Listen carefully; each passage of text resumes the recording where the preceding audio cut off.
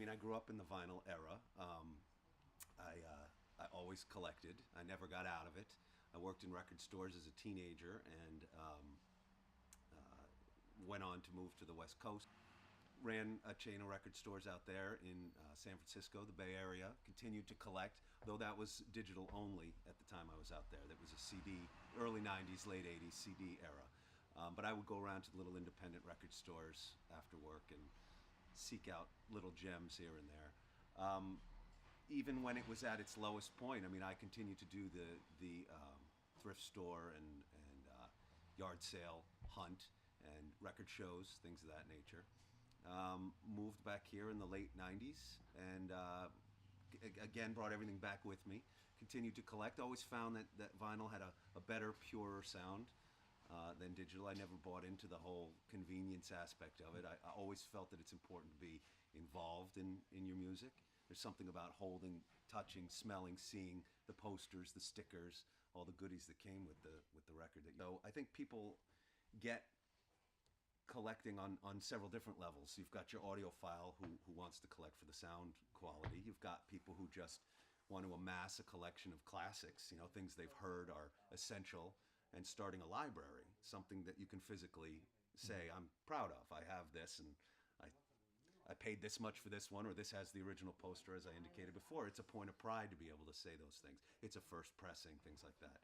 And then there's people who just, the younger generation, they want to get what their parents were listening to, what the modern artists were influenced by.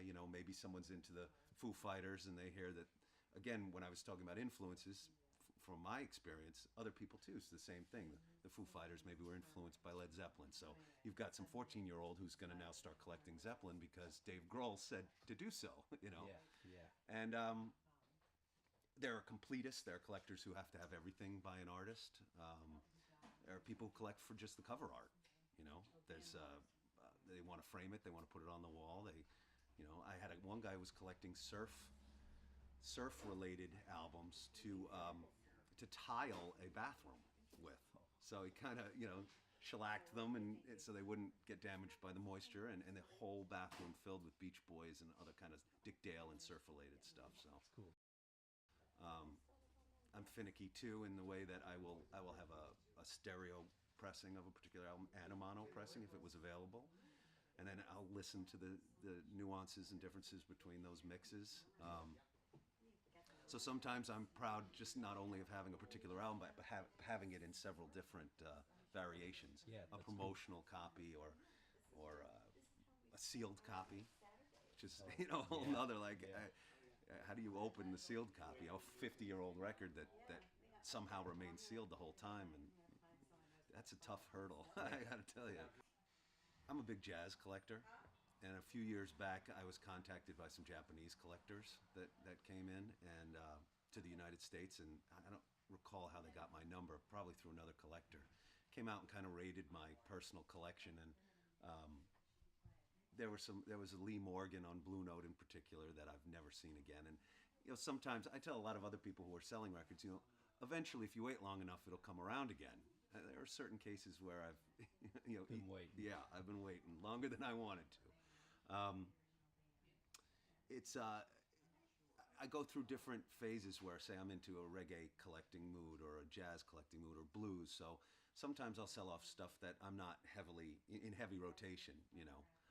I'll be particularly into reggae, and so I can let go of some doubles in my blues section, things like that. So I like how it kind of evolves, I'm still learning about artists that I never heard of before. You find out that this person was influenced by this person, and you say, how did I miss that? So that becomes the new goal.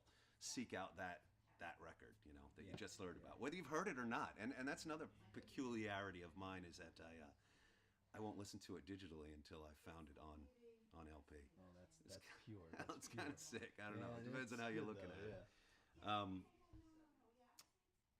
It got to the point where my collection got large enough, and I was getting enough out-of-town visitors, collectors who would come and want to buy from my collection or look through my storage unit, that I said, well, I've got to open this up to the general public. So 3 years ago, I sought out a way to secure a retail space across the street here in Amagansett, and we did a year over there.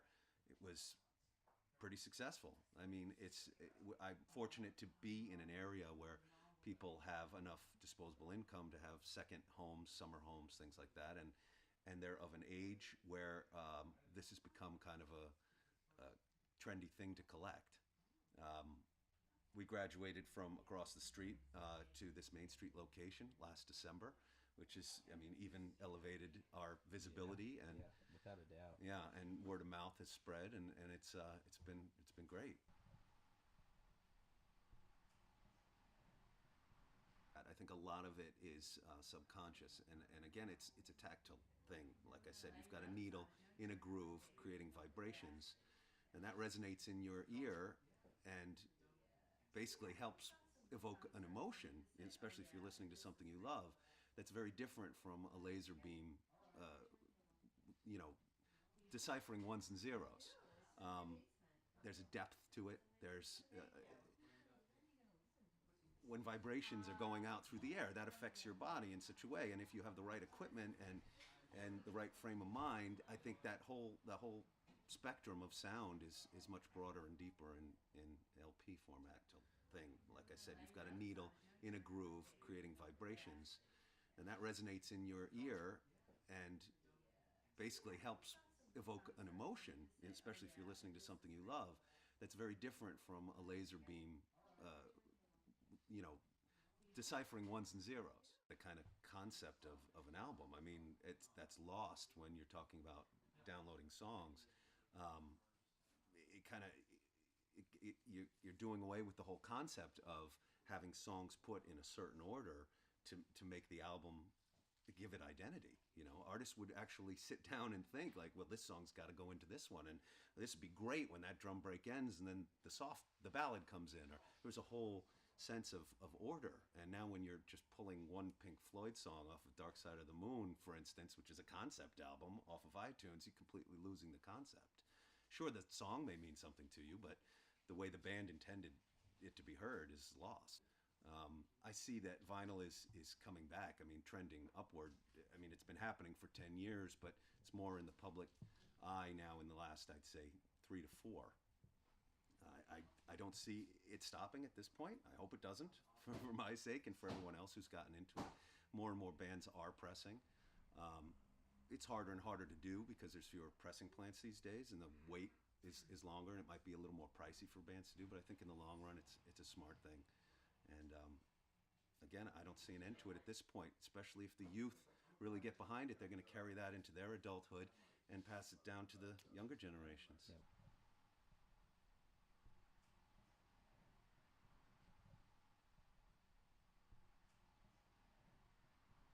Is there anything else you'd like to say before we shut off here? Buy vinyl at Innersleeve Records.